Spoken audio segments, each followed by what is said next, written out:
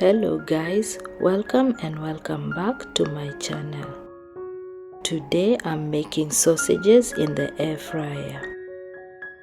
I'm using beef chipolatas for this recipe. I arrange them in a single layer in the air fryer basket. I now put them in the air fryer at 200 degrees for 10 minutes, shaking the basket halfway through this time.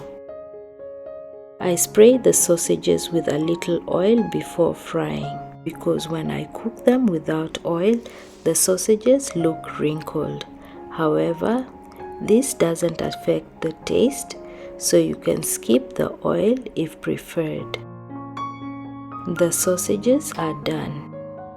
If your sausages are not browned to your liking, feel free to cook them for another minute or two or until they are cooked to your liking.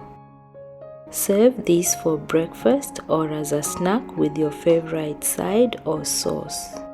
Please like, comment, share and consider subscribing to my channel for similar videos.